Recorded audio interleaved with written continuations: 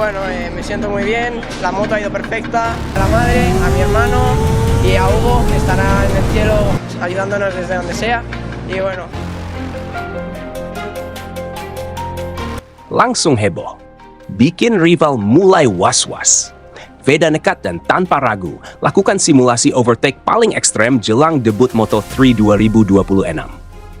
Brian Uriarte mengaku kaget sampai beri pernyataan yang sangat mengejutkan ini. Simak informasi yang akan membuat kalian tercengang berikut ini. Subrek lacok. Hahaha.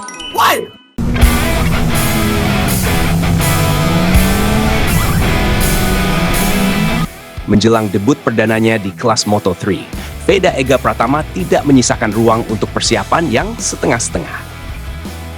Pembalap muda Indonesia itu memilih Barcelona, Spanyol, sebagai basis latihan intensifnya.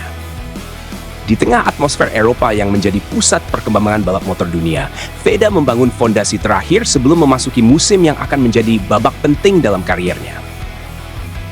Targetnya terdengar realistis, namun tetap ambisius. Veda menegaskan ingin konsisten finish di posisi 10 besar.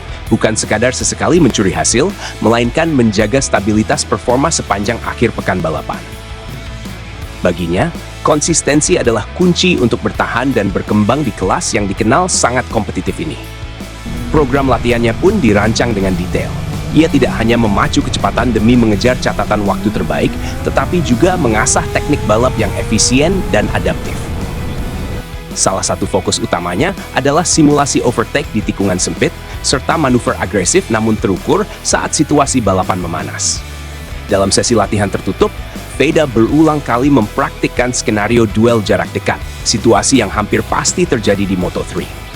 Veda memahami bahwa Moto3 bukan sekadar kelas pengantar menuju jenjang yang lebih tinggi. Kelas ini justru dikenal sebagai salah satu arena paling brutal dalam balap Grand Prix.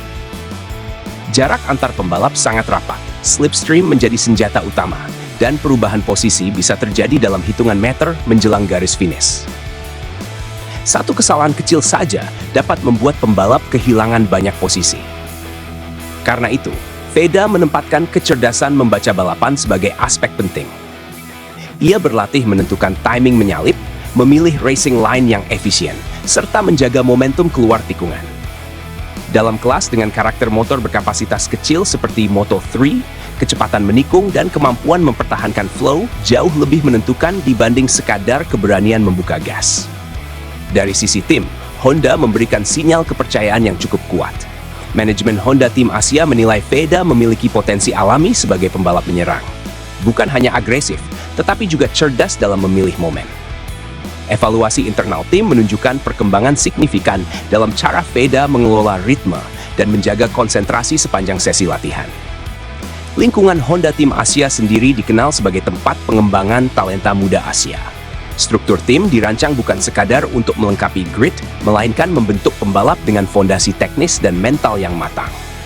Dalam konteks ini, Veda dinilai berada di jalur yang tepat.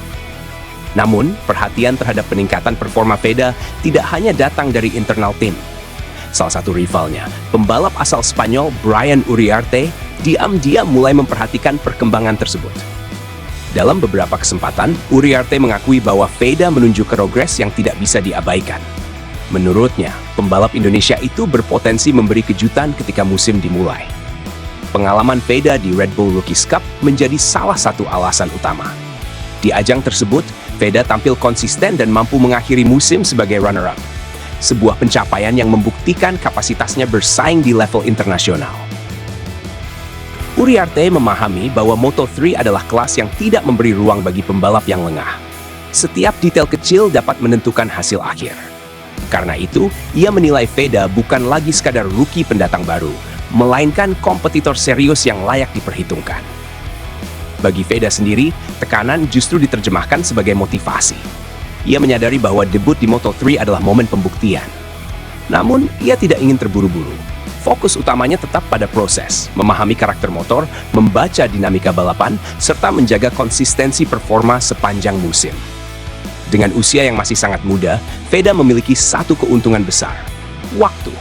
Ia memiliki ruang untuk belajar, berkembang, dan membangun fondasi tanpa tekanan berlebihan untuk langsung melonjak ke level berikutnya.